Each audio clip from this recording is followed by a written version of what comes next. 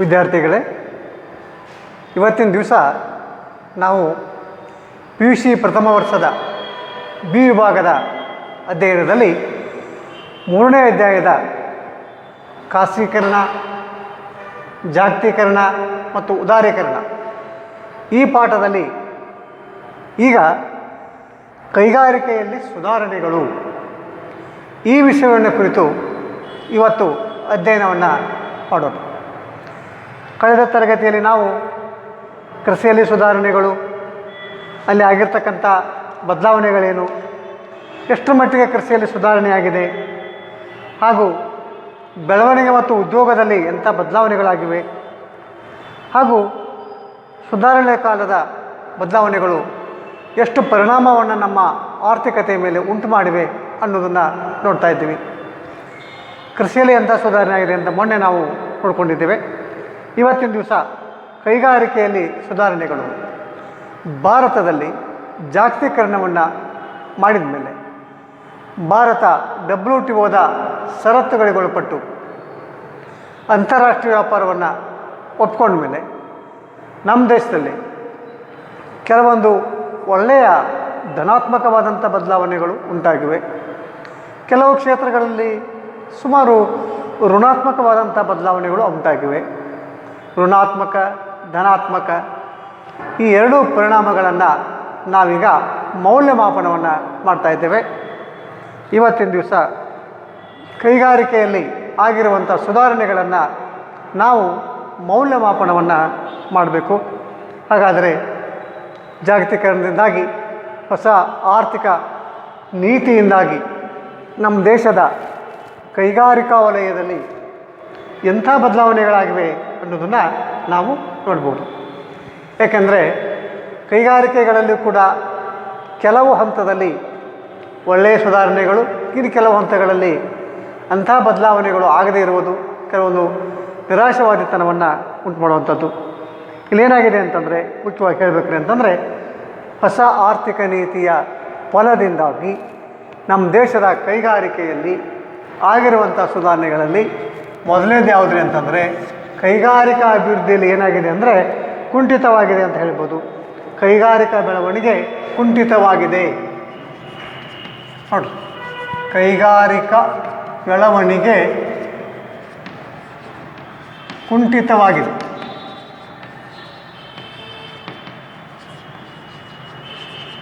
ಕುಂಠಿತವಾಗಿದೆ ಅಂತ ನಾವು ಹೇಳ್ತೀವಿ. ಏಕೆಂದರೆ ನಾವು ಅಂತಾರಾಷ್ಟ್ರೀಯ ಒಂದು ಒಪ್ಪಂದದಿಂದಾಗಿ ವಿದೇಶದಿಂದ ಬಂಡವಾಳ ಬರ್ತಾ ಇದೆ, ವಿದೇಶದಿಂದ FDI ಬರ್ತಾ ಇದೆ, ವಿದೇಶಿ ತಂತ್ರಜ್ಞಾನ ಬರ್ತಾ ಇದೆ, ವಿದೇಶಿ ಯಂತ್ರೋಪಕರಣಗಳು ಭಾರತಕ್ಕೆ ಬರುವುದರಿಂದ ಭಾರತದ ಕೈಗಾರಿಕೆಗಳು ಅದ್ಭುತವಾದಂಥ ಬೆಳವಣಿಗೆಯನ್ನು ಸಾಧಿಸ್ಬೋದು, ಪರಿಣಾಮಕಾರಿಯಾದಂಥ ಬೆಳವಣಿಗೆಯನ್ನು ಸಾಧಿಸಬಹುದು ಅಂತ ನಾವು ಅಂದ್ಕೊಂಡಿದ್ದೀವಿ. ಆದರೆ ನಮ್ಮ ಸುಧಾರಣಾ ಅವಧಿಯಲ್ಲಿ ನಮ್ಮ ದೇಶದ ಕೈಗಾರಿಕಾ ಬೆಳವಣಿಗೆ ಏನಾಯಿತು ಅಂದರೆ ಕುಂಠಿತ. ನೋಡಿ, ಬೆಳವಣಿಗೆ ಏನಾಯಿತು ಅಂದರೆ ಕುಂಠಿತವಾಯಿತು ಅಂತ ನಾವು ಹೇಳ್ತೀವಿ. ಯಾಕಂದರೆ ನಾವು ನಿರೀಕ್ಷಿಸಿದಂತೆ ನಮ್ಮ ದೇಶದ ಸಣ್ಣ ಕೈಗಾರಿಕೆಗಳು, ಮಧ್ಯಮ ಕೈಗಾರಿಕೆಗಳು, ಬೃಹತ್ ಕೈಗಾರಿಕೆಗಳು, ಗ್ರಾಮೀಣ ಕೈಗಾರಿಕೆಗಳು ಅಂತಹ ಅಭಿವೃದ್ಧಿಯನ್ನು ಏನಾಗಲಿಲ್ಲ ಅಂದರೆ ಸಾಧಿಸಲಿಲ್ಲ. ಅದಕ್ಕಾಗಿ ಕೈಗಾರಿಕೆ ಬೆಳವಣಿಗೆ ಕುಂಠಿತವಾಗಿದೆ.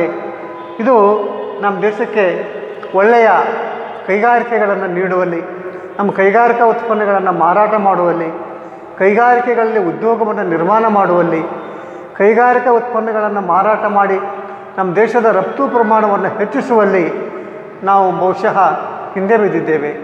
ಹೀಗಾಗಿ ನಮ್ಮ ಕೈಗಾರಿಕೆಗಳು ಸುಧಾರಣಾ ಅವಧಿಯಲ್ಲಿ ಬೆಳವಣಿಗೆಯನ್ನು ಹೊಂದಲಾರದೆ ಅವು ಕುಂಠಿತವಾಗಿವೆ ಅಂತ ನಾವು ಅವುಗಳನ್ನು ಹೇಳ್ಬೋದು. ಅವು ಏನಾಗಿವೆ ಅಂತಂದರೆ ಕುಂಠಿತವಾಗಿವೆ. ಆನಂತರ ಎರಡನೇ ಒಂದು ಪರಿಣಾಮ ಏನ್ರಿ ಅಂದರೆ ಅಗ್ಗದ ಆಮದು. ಅಗ್ಗದ ಆಮದು, ಅಗ್ಗದ ಆಮದು ಅಂತ ಹೇಳಿದ್ರು. ಚೀಪರ್ ಇಂಪೋರ್ಟ್ಸ್, ಚೀಪರ್ ಇಂಪೋರ್ಟ್ಸ್ ಅಂತ ನಾವು ಅವುಗಳಿಗೆ ಹೇಳ್ತೀವಿ. ಅಗ್ಗದ ಆಮದು ಏನಾಯಿತು ಅಂದರೆ ನಮ್ಮ ದೇಶದ ಕೈಗಾರಿಕೆಗಳ ಮೇಲೆ ಇಂಥ ಒಂದು ಪರಿಣಾಮ ಯಾಕಾಯಿತು ಅಂತಂದರೆ, ನಾವು WTOದ ಒಪ್ಪಂದದ ಪ್ರಕಾರ ಹಾಗೂ ಜಾಗತೀಕರಣದ ಒಂದು ಷರತ್ತುಗಳ ಪ್ರಕಾರ ನಾವು ಹೊರದೇಶಗಳಿಂದ ಸರಕುಗಳನ್ನು ಆಮದು ಮಾಡ್ಕೋಬೇಕು, ಆಮದು ಮಾಡಿಕೊಳ್ಳಲೇಬೇಕು ಹೀಗಿತ್ತು. ಹೀಗಾಗಿ ನಾವು ಹೊರದೇಶಗಳಿಂದ ಸರಕುಗಳನ್ನು, ಸೇವೆಗಳನ್ನು ಭಾಳ ಕಡಿಮೆ ದರದಲ್ಲಿ, ಕಡಿಮೆ ಬೆಲೆಯಲ್ಲಿ ಸಿಗುವಂತಹ ಸರಕುಗಳನ್ನು ಮತ್ತು ಸೇವೆಗಳನ್ನು ಆಮದು ಮಾಡ್ಕೋಬೇಕಾಗಿದೆ. ಆಮದು ಮಾಡ್ಕೊಳ್ತಾ ಇದ್ದೀವಿ. ಯಾಕಂದರೆ ಕೈಗಾರಿಕಾ ದೃಷ್ಟಿಯಿಂದ ಮುಂದುವರೆದಂಥ ರಾಷ್ಟ್ರಗಳು ತಮ್ಮ ದೇಶದಲ್ಲಿ ಕಡಿಮೆ ವೆಚ್ಚದಲ್ಲಿ, ಕಡಿಮೆ ಉತ್ಪಾದನಾ ವೆಚ್ಚದಲ್ಲಿ ಸರಕುಗಳನ್ನು ಉತ್ಪಾದಿಸಿ, ಸೇವೆಗಳನ್ನು ಉತ್ಪಾದಿಸಿ ಅವುಗಳನ್ನು ನಮ್ಮ ಅಭಿವೃದ್ಧಿ ಹೊಂದುತ್ತಿರುವಂಥ ನಮ್ಮ ಭಾರತದಂಥ ದೇಶಗಳಿಗೆ ಅವುಗಳನ್ನು ರಫ್ತು ಮಾಡ್ತೀವಿ.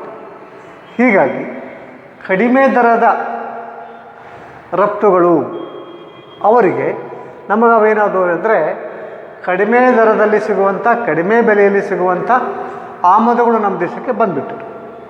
ಇದರಿಂದ ನಮ್ಮ ದೇಶದ ಸರಕುಗಳಿಗೂ, ನಮ್ಮ ದೇಶದ ಸೇವೆಗಳಿಗೂ, ಹೊರದೇಶದ ಸರಕುಗಳಿಗೂ, ಹೊರದೇಶದ ಸೇವೆಗಳಿಗೂ ಬೆಲೆಯಲ್ಲಿ ವ್ಯತ್ಯಾಸ. ನಮ್ಮ ಸ್ಥಳೀಯ ಸರಕುಗಳ ಬೆಲೆ ಹೆಚ್ಚಾಗಿತ್ತು, ಆಮದು ಸರಕುಗಳ ಬೆಲೆ ಕಡಿಮೆಯಾಗಿತ್ತು. ಸ್ಥಳೀಯ ಸೇವೆಗಳ ಮೌಲ್ಯ ಹೆಚ್ಚಾಗಿತ್ತು, ಹೊರದೇಶದ ಸೇವೆಗಳ ಮೌಲ್ಯ ಕಡಿಮೆಯಾಗಿತ್ತು. ಹೀಗಾಗಿ ಈ ಎರಡಕ್ಕೂ ಏನಾಯಿತು ಅಂದರೆ ನಮ್ಮ ಭಾರತೀಯ ಸರಕು ಸೇವೆಗಳಿಗೂ ವಿದೇಶದಿಂದ ಆಮದು ಮಾಡಿಕೊಟ್ಟಿರ್ತಕ್ಕಂಥ ಸರಕು ಸೇವೆಗಳಿಗೂ ಏನಾಯಿತು ಅಂತಂದರೆ ಎರಡಕ್ಕೂ ಒಂದು ರೀತಿ ಸ್ಪರ್ಧೆ ಉಂಟಾಯಿತು. ಸ್ಪರ್ಧೆ ಉಂಟಾಗಿ ಆ ಸ್ಪರ್ಧೆಯಲ್ಲಿ ನಮ್ಮ ಸ್ಥಳೀಯ ಕೈಗಾರಿಕೆಗಳು, ನಮ್ಮ ಸ್ಥಳೀಯ ಸೇವೆಗಳು ಹಿನ್ನಡೆಯನ್ನು ಕಾಣ್ತಾ ಇದೆ. ಏಕೆಂದರೆ ಅವು ಕಡಿಮೆ ದರದಲ್ಲಿ ಬರೋದರಿಂದ ಅಷ್ಟು ಕಡಿಮೆ ದರದಲ್ಲಿ ಸೇವೆಗಳನ್ನು ಉತ್ಪಾದನೆ ಮಾಡಲಿಕ್ಕೆ ನಮ್ಮಿಂದ ಆಗೋದಿಲ್ಲ. ನಮ್ಮಲ್ಲಿ ದುಬಾರಿ ಆಗಿವೆ, ಅವು ಕಡಿಮೆ ಆಗಿವೆ. ಆಗ ಸಹಜವಾಗಿ ನಮ್ಮ ಗ್ರಾಹಕರು ಯಾವ ಕಡೆಗೆ ಹೋಗ್ತಾರೆ ಅಂತಂದರೆ ಯಾವುದು ಕಡಿಮೆ ದರದಲ್ಲಿ ಸಿಗ್ತಾ ಇದೆಯೋ, ಕಡಿಮೆ ಬೆಲೆಯಲ್ಲಿ ಸಿಗ್ತಾ ಇದೆಯೋ ಅಂಥ ವಸ್ತುಗಳನ್ನ ಕೊಂಡುಕೊಳ್ಳಲಿಕ್ಕೆ ಆರಂಭ ಮಾಡಿದರು. ಇದರಿಂದಾಗಿ ಅಗ್ಗದ ಆಮದುಗಳು ಭಾರತವನ್ನು ಬಂದು ಸೇರಿದ ಮೇಲೆ ನಮ್ಮ ದೇಶದ ಸರಕುಗಳು ಪೈಪೋಟಿಯನ್ನು ಮಾಡಲಾರದೆ ಬಹುಶಃ ಸೋತು ಹೋಗಿವೆ, ಹಿನ್ನಡೆಯನ್ನು ಅನುಭವಿಸಿವೆ, ಹಿಂದೆ ಬಿದ್ದಿವೆ. ಇದರಿಂದಾಗಿ ನಮ್ಮ ದೇಶದ ಕೈಗಾರಿಕೆಗಳ ಉತ್ಪಾದನೆಯ ಮೇಲೆ ಈ ಅಗ್ಗದ ಆಮದುಗಳಿಂದ ಏನಾಯಿತು ಅಂದರೆ ಒಂದು ದುಷ್ಪರಿಣಾಮ ಉಂಟಾಯಿತು. ನೋಡಿ, ದುಷ್ಪರಿಣಾಮ ಉಂಟಾಯಿತು. ಇದರಿಂದಾಗಿ ನಮ್ಮ ಕೈಗಾರಿಕೆಗಳು ತೀವ್ರವಾದಂಥ ಬೆಳವಣಿಗೆಯನ್ನು ಹೊಂದುವಲ್ಲಿ ಹಿಂದೆ ಬಿದ್ದವು ಅಂತ ಅವುಗಳಿಗೆ ಹೇಳ್ಬೋದು. ನಂತರ ಇನ್ನೊಂದು ಸಮಸ್ಯೆ ಏನಾಯಿತು ಅಂತಂದರೆ ಮೂಲ ಸೌಕರ್ಯದಲ್ಲಿ ಹೂಡಿಕೆಯ ಕೊರತೆ ಅಂತ.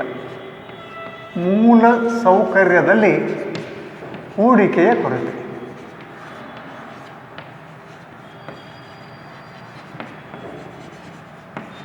ಮೂಲ ಸೌಕರ್ಯದಲ್ಲಿ ಹೂಡಿಕೆಯ ಕೊರತೆ ಅಂದರೆ ನಾವು ನಮ್ಮ ದೇಶದಲ್ಲಿ ದೇಶವನ್ನು ಬಲಪಡಿಸಬೇಕಾದ್ರೆ, ಕೈಗಾರಿಕೆಗಳನ್ನು ಬಲಪಡಿಸಬೇಕಾದ್ರೆ, ಕೈಗಾರಿಕಾ ಅಭಿವೃದ್ಧಿಯನ್ನು ನಾವು ಸಾಧಿಸಬೇಕಾದ್ರೆ ನಾವು ನಮ್ಮ ದೇಶದಲ್ಲಿ ಏನು ಮಾಡಬೇಕ್ರಿ ಅಂತಂದರೆ ಮೂಲ ಸೌಕರ್ಯಗಳಲ್ಲಿ ಹೂಡಿಕೆಯನ್ನು ಹೆಚ್ಚಿಸಬೇಕು.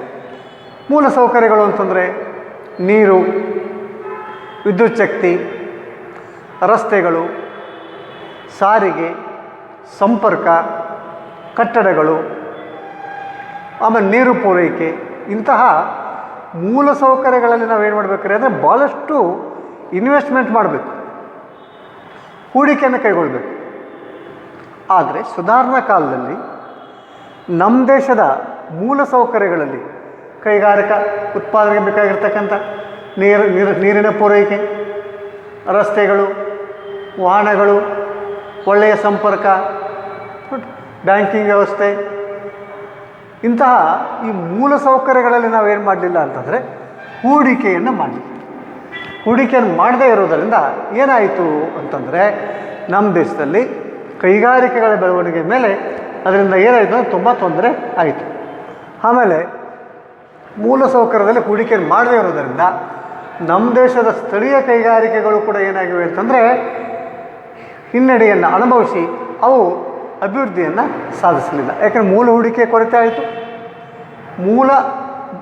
ಮೂಲಭೂತ ಸೌಲಭ್ಯಗಳಲ್ಲಿ ಹೂಡಿಕೆಯನ್ನು ಮಾಡಲಿಲ್ಲ ಅಂತಂದರೆ ನಮ್ಮ ದೇಶದ ಕೈಗಾರಿಕೆಗಳು ಬೆಳೆಯುವುದಕ್ಕೆ ಸಾಧ್ಯ ಆಗೋದಿಲ್ಲ. ಯಾಕೆಂದರೆ ಕೈಗಾರಿಕೆಗಳು ಬೆಳಿಬೇಕಾದ್ರೆ ಸಾಕಷ್ಟು ನೀರು ಇರಬೇಕು, ರಸ್ತೆಗಳಿರಬೇಕು, ಮಾರುಕಟ್ಟೆಗಳಿರಬೇಕು, ವಾಹನ ಸಾರಿಗೆ ಹೆಚ್ಚಾಗಿರಬೇಕು.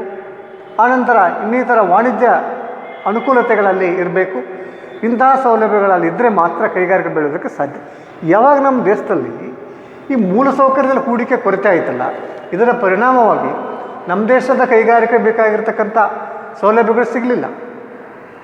ಅದಕ್ಕಾಗಿ ಆ ಸೌಲಭ್ಯಗಳು ಸಿಗದೇ ಇರೋದರಿಂದ, ಮೂಲ ಸೌಲಭ್ಯಗಳು ಸಿಗದೇ ಇರೋದರಿಂದ ನಮ್ಮ ದೇಶದ ಕೈಗಾರಿಕೆಗಳು ಭಾಳ ನಿಧಾನಗತಿಯಲ್ಲಿ ಪ್ರಗತಿಯನ್ನು ಸಾಧಿಸಬೇಕಾಯಿತು.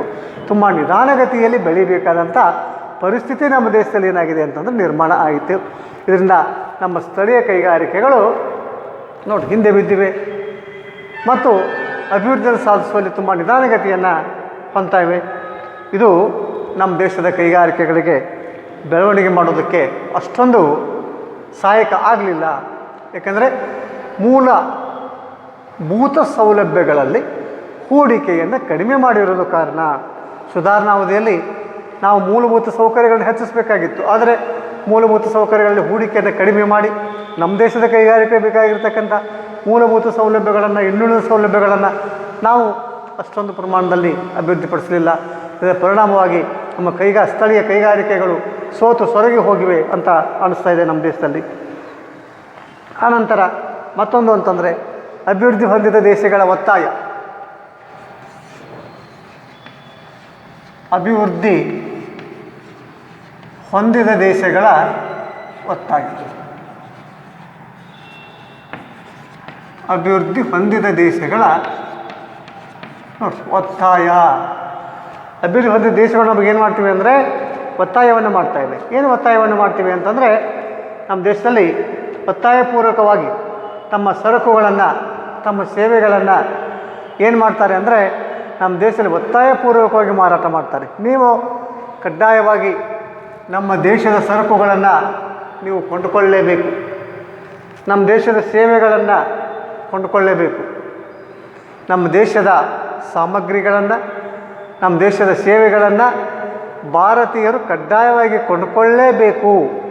ಕೊಳ್ಳಲೇಬೇಕು ಅಂತ ಆ ಅಭಿವೃದ್ಧಿ ಹೊಂದಿರತಕ್ಕಂಥ ಶ್ರೀಮಂತ ರಾಷ್ಟ್ರಗಳು ಈ ಅಂತಾರಾಷ್ಟ್ರೀಯ ಮಟ್ಟದಲ್ಲಿ ಬಲಾಢ್ಯತೆಯನ್ನು ಹೊಂದಿರತಕ್ಕಂಥ ರಾಷ್ಟ್ರಗಳು ಏನು ಮಾಡ್ತೀವಿ ಅಂದರೆ ನಮ್ಮ ಭಾರತ ದೇಶದ ಮೇಲೆ ಒತ್ತಾಯವನ್ನು ಮಾಡ್ತಾಯಿವೆ.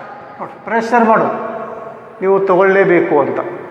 ನಮ್ಮ ದೇಶದ ಸರಕುಗಳನ್ನು ತಗೊಳ್ಳೇಬೇಕು, ನಮ್ಮ ದೇಶದ ಸೇವೆಗಳನ್ನು ತಗೊಳ್ಳೇಬೇಕು, ಇವುಗಳನ್ನು ಖರೀದಿ ಮಾಡಲೇಬೇಕು ಅಂತ.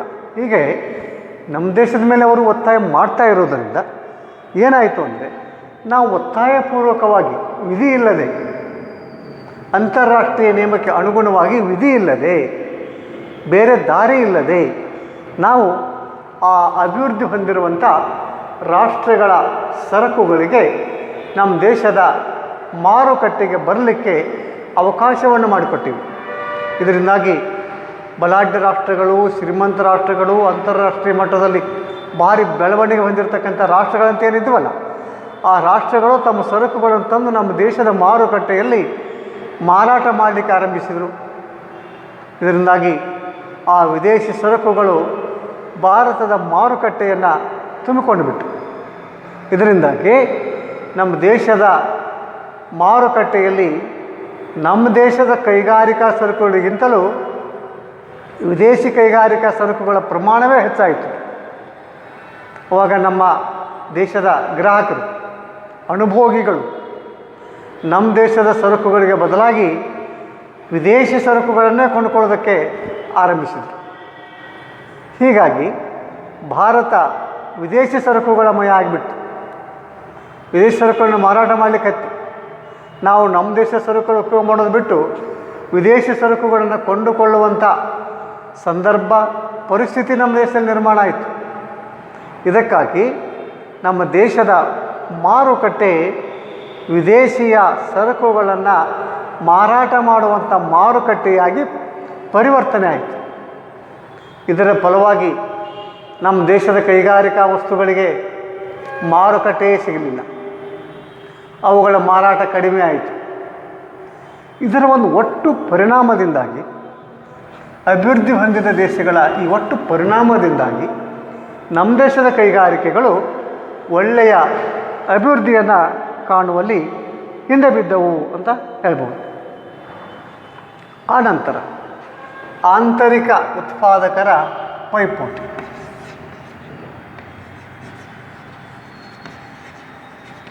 ಆಂತರಿಕ ಉತ್ಪಾದಕರು ಪೈಪೋಟಿ ಎದುರಿಸಬೇಕಾಯಿತು.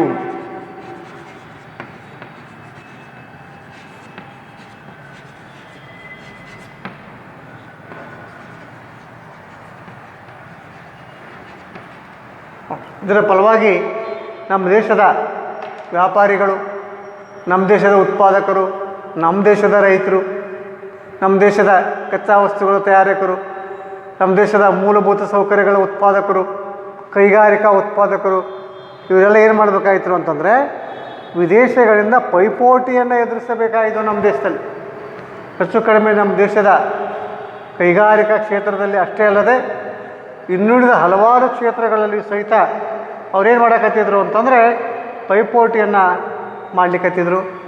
ನಮ್ಮ ದೇಶದ ಕೃಷಿ, ಕೈಗಾರಿಕೆ, ವ್ಯಾಪಾರ, ವಾಣಿಜ್ಯ, ಸಾರಿಗೆ, ಸಂಪರ್ಕ, ಬ್ಯಾಂಕಿಂಗ್ ಸೇವೆ, ವಿಮಾ ಸೇವೆ ಹಾಗೂ ಇನ್ನುಳಿದ ಸೇವೆಗಳಲ್ಲಿಯೂ ಸಹಿತ ನಮ್ಮ ದೇಶದ ಉತ್ಪಾದಕರು ಏನು ಮಾಡಬೇಕಾಯಿತು ಅಂದರೆ ಪೈಪೋಟಿಯನ್ನು ಎದುರಿಸಬೇಕಾಯಿತು.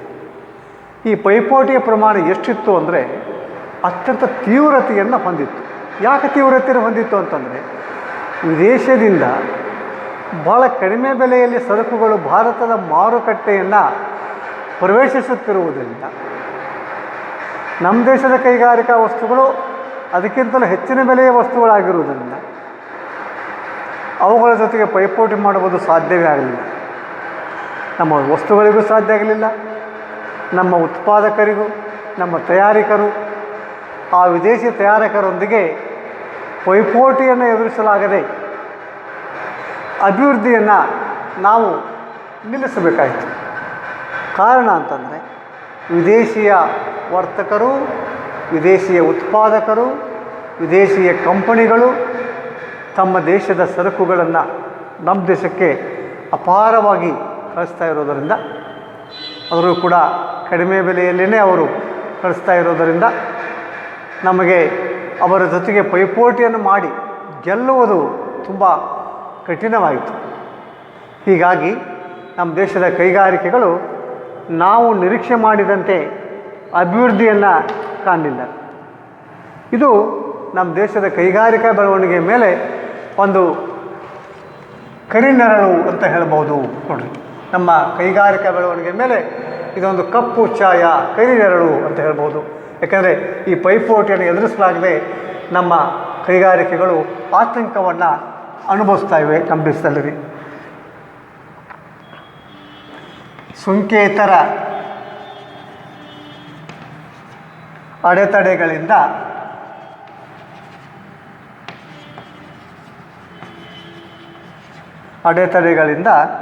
ಭಾರತದ ರಫ್ತು ಕಡಿಮೆಯಾಯಿತು. ಭಾರತದ ರಫ್ತು ಕಡಿಮೆಯಾಯಿತು.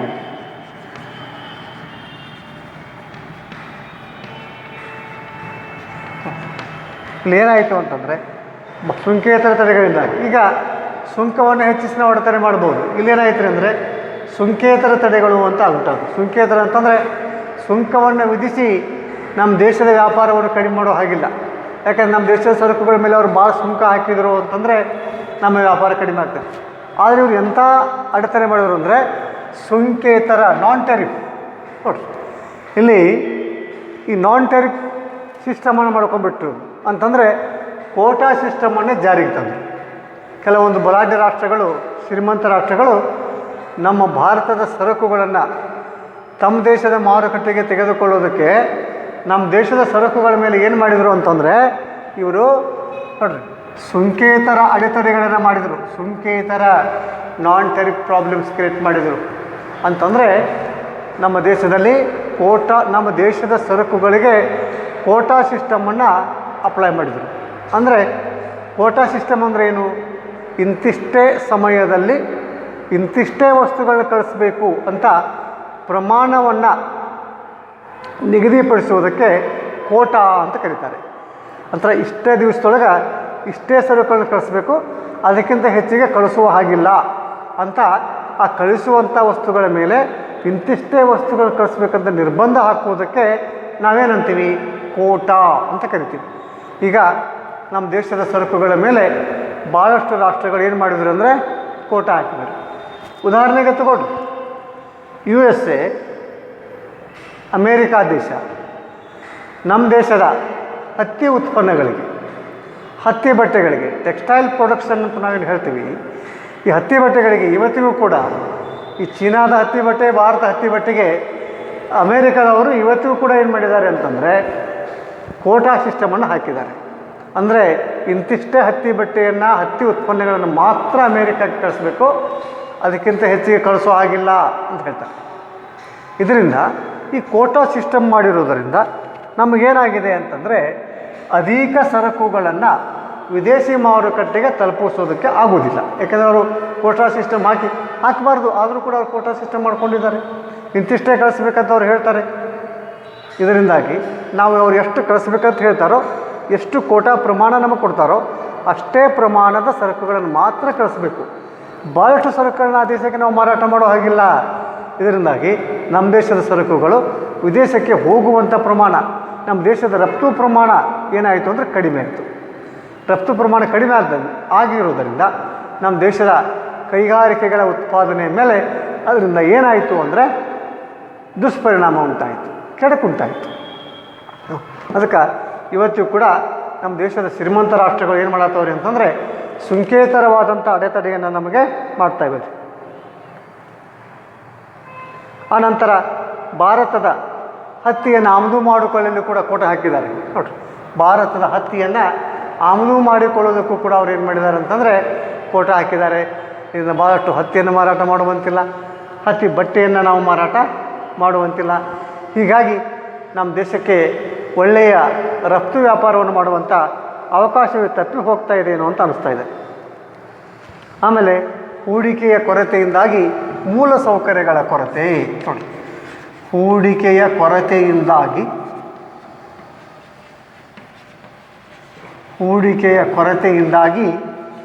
ಮೂಲ ಸೌಕರ್ಯಗಳ ಕೊರತೆ.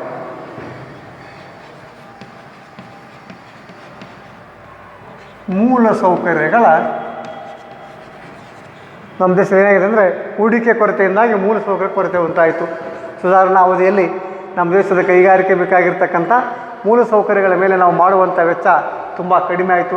ಇದರಿಂದಾಗಿ ನಮ್ಮ ದೇಶದ ಕೃಷಿ, ಕೈಗಾರಿಕೆ, ವ್ಯಾಪಾರ, ವಾಣಿಜ್ಯ ಇವುಗಳ ಬೆಳವಣಿಗೆಗೆ ಅಷ್ಟೇ ಅಲ್ಲದೆ ಮುಖ್ಯವಾಗಿ ನಮ್ಮ ದೇಶದ ಕೈಗಾರಿಕೆ ಬೇಕಾಗಿರ್ತಕ್ಕಂಥ ಈ ಮೂಲ ಸೌಕರ್ಯಗಳನ್ನು ನಾವೇನು ಮಾಡಲಿಲ್ಲ ಅಂತಂದರೆ ಅಭಿವೃದ್ಧಿಪಡಿಸಲಿಲ್ಲ ಈ ಸುಧಾರಣಾ ಅವಧಿಯಲ್ಲಿ.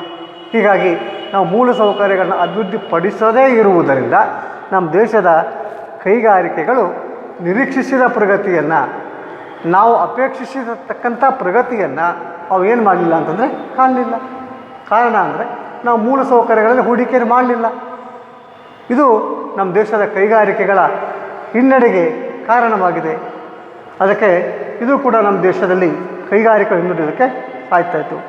ಇದು ಕೂಡ ಅನುಕೂಲ ಇದೆ. ಆ ರೀತಿಯಾಗಿ ದುಷ್ಪರಿಣಾಮವನ್ನು ಉಂಟು ಮಾಡಿದೆ ನಮ್ಮ ದೇಶದಲ್ಲಿ. ಆನಂತರ ನಮ್ಮ ದೇಶದ ಕೈಗಾರಿಕೆಗಳಿಗೆ ನೋಡಿ, ನಮ್ಮ ಕೈಗಾರಿಕಾ ಉತ್ಪನ್ನಗಳಿಗೆ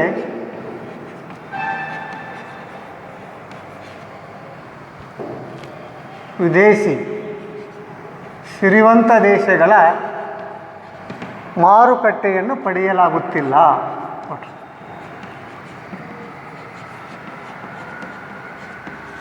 ಮಾರುಕಟ್ಟೆಯನ್ನು ಪಡೆಯಲಾಗುತ್ತಿಲ್ಲ. ನಾವೇನೋ WTO ಒಂದು ಷರತ್ತಿನ ಪ್ರಕಾರ, ಜಾಗತೀಕರಣದ ನಿಯಮದ ಪ್ರಕಾರ ನಾವು ನಮ್ಮ ದೇಶಕ್ಕೆ ವಿದೇಶಿ ವಸ್ತುಗಳನ್ನು ನಾವು ಆಮದು ಮಾಡ್ಕೊಳ್ತಾನೇ ಇದ್ದೀವಿ. ಆದರೆ ನಮ್ಮ ದೇಶದ ಕೈಗಾರಿಕಾ ಉತ್ಪನ್ನಗಳಿಗೆ ವಿದೇಶಿಯ ಸಿರಿವಂತ ರಾಷ್ಟ್ರಗಳು ಏನು ಮಾಡ್ತಾಯಿಲ್ಲ ಅಂದರೆ ಮಾರುಕಟ್ಟೆಯಲ್ಲಿ ಮಾರಾಟ ಮಾಡ್ಕೊಳ್ಳೋದಕ್ಕೆ ಅವಕಾಶ ಕೊಡ್ತಾ ಇಲ್ಲ. ನಮ್ಮ ದೇಶದ ಸರಕುಗಳನ್ನು, ನಮ್ಮ ದೇಶದ ಸೇವೆಗಳನ್ನು ವಿದೇಶಿ ಮಾರುಕಟ್ಟೆಯಲ್ಲಿ ಮಾರಾಟ ಮಾಡೋದಕ್ಕೆ ನಮಗೆ ಹಲವಾರು ಅಡೆತಡೆಗಳಿವೆ. ಆ ವಿದೇಶಿಗಳು, ಸಿರಿವಂತ ವಿದೇಶಿಗರು ನಮ್ಮ ದೇಶದ ಸರಕುಗಳನ್ನು ಕೊಂಡುಕೊಳ್ಳೋದಕ್ಕೆ ಮನಸ್ಸೇ ಮಾಡ್ತಾ ಇಲ್ಲ. ಹೀಗಾಗಿ ನೂರಾರು ಟನ್ನುಗಳಷ್ಟು ವಸ್ತುಗಳು, ವಿದೇಶಕ್ಕೆ ಹೋಗಬೇಕಾದಂಥ ವಸ್ತುಗಳು ನಮ್ಮ ದೇಶದ ಗೋಡಾವಣೆಗಳಲ್ಲಿ ಉಳ್ಕೊಂಡ್ಬಿಟ್ಟಿವೆ. ಹೀಗಾಗಿ ಕೈಗಾರಿಕಾ ವಸ್ತುಗಳು ನಮ್ಮ ದೇಶದಲ್ಲೇ ಉಳಿದ ಮೇಲೆ ನಮ್ಮ ದೇಶದ ಕೈಗಾರಿಕಾ ಉತ್ಪಾದನೆ ಏನಾಗ್ತದೆ ಅಂತಂದರೆ ತುಂಬ ಕಡಿಮೆ ಆಗ್ತಿದೆ ನೋಡಿರಿ. ಅದಕ್ಕೆ ಈ ಎಲ್ಲ ಕಾರಣಗಳಿಂದಾಗಿ ನಮ್ಮ ದೇಶದ ಕೈಗಾರಿಕೆಗಳು ಸುಧಾರಣಾ ಅವಧಿಯಲ್ಲಿ ಏನಾದವು ರೀ ಅಂತಂದರೆ ಹಿಂದೆ ಉಳಿದವು ಅಂತ ನಾವು ಹೇಳ್ಬೋದು. ಕೈಗಾರಿಕಾ ಸುಧಾರಣಾ ಅವಧಿಯಲ್ಲಿ ಅವೇನಾದವು ರೀ ಅಂತಂದರೆ ಹಿಂದುಳಿದವು ಅಂತ. ವಿದ್ಯಾರ್ಥಿಗಳೇ ಈಗ ನೋಡಿರಿ, ಅಂದರೆ ನಮ್ಮ ಕೈಗಾರಿಕೆಗಳು ಸುಧಾರಣಾ ಅವಧಿಯಲ್ಲಿ ನಾವು ನಿರೀಕ್ಷಿಸಿದಂಥ ಅಭಿವೃದ್ಧಿಯನ್ನು ಕಾಣಲಿಲ್ಲ ಅಂತ ನಾವುಗಳಿಗೆ ಹೇಳ್ಬೋದು. ಈಗ ಮತ್ತೊಂದು ಸಣ್ಣ ಟಾಪಿಕ್ ರೀ ಅಂತಂದರೆ ಹೂಡಿಕೆಯ ಹಿಂತೆಗೆತ ಅಂತ. ಹೂಡಿಕೆ ಹಿಂತೆಗೆತ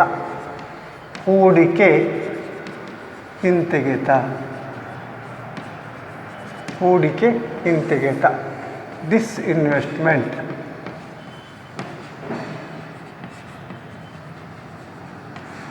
ಡಿಸ್ಇನ್ವೆಸ್ಟ್ಮೆಂಟ್ ಅಂತ ಹೇಳ್ತೀವಿ.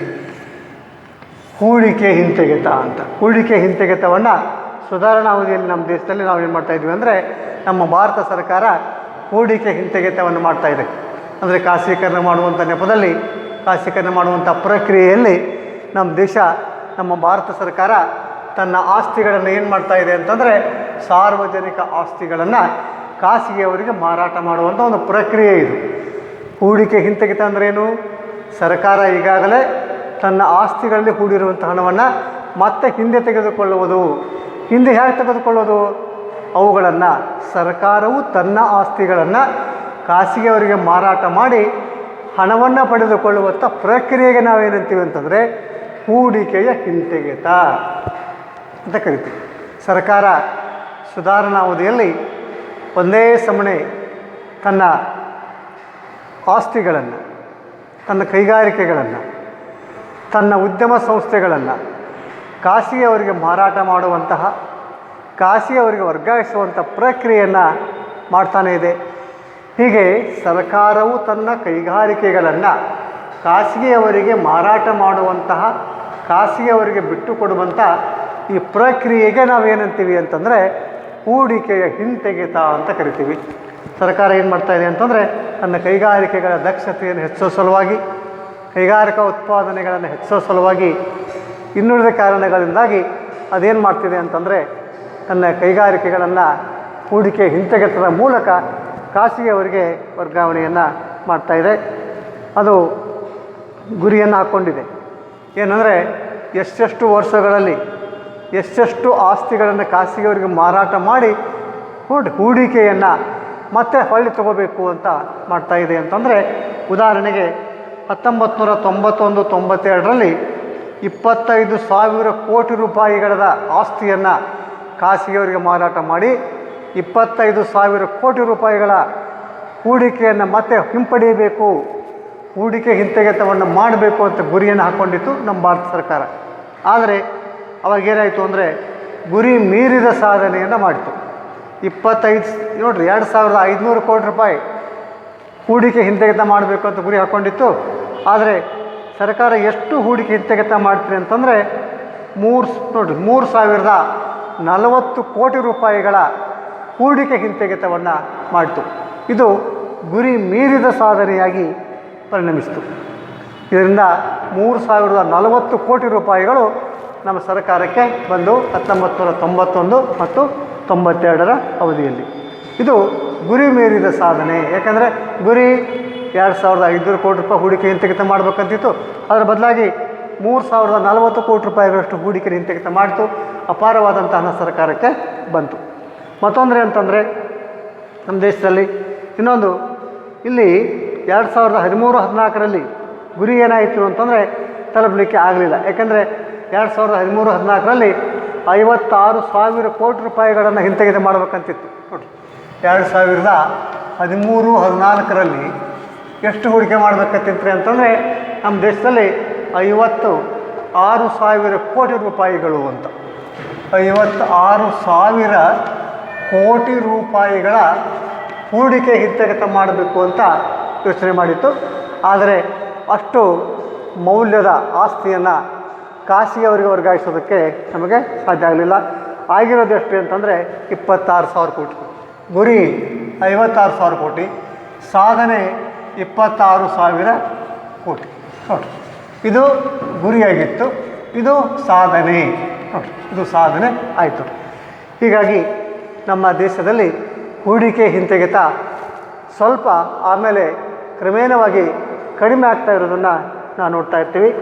ಆನಂತರ ಕ್ರಮೇಣವಾಗಿ ಏನಾಯಿತು ಅಂದರೆ ಈ ಹೂಡಿಕೆ ಹಿಂತೆಗೆತವನ್ನು ಮಾಡಿ ನೋಡಿರಿ 26,000 ಕೋಟಿ, 3,040 ಕೋಟಿ ಇಂತಹ ಈ ಹೂಡಿಕೆ ಹಿಂತೆಗೆತದ ಮೂಲಕ ಬಂದಿರುವಂಥ ಹಣವನ್ನು ಸರ್ಕಾರ ನಮ್ಮ ದೇಶದ ಅಭಿವೃದ್ಧಿಗೆ ಬಳಸೋದನ್ನು ಬಿಟ್ಟು ಕೈಗಾರಿಕಾ ಅಭಿವೃದ್ಧಿ, ಶೈಕ್ಷಣಿಕ ಅಭಿವೃದ್ಧಿ, ರಸ್ತೆಗಳ ಅಭಿವೃದ್ಧಿ ಇವುಗಳ ಅಭಿವೃದ್ಧಿಗೆ ಬಳಸೋದನ್ನು ಬಿಟ್ಟು ಅದೇನು ಮಾಡ್ತಾರೆ ಅಂತಂದರೆ ತನ್ನ ಆದಾಯದ ಕೊರತೆಯನ್ನು ನೀಗಿಸುವ ಸಲುವಾಗಿ ಹಣವನ್ನು ಬಳಸ್ಕೊಂಡಿದೆ ನೋಡಿರಿ.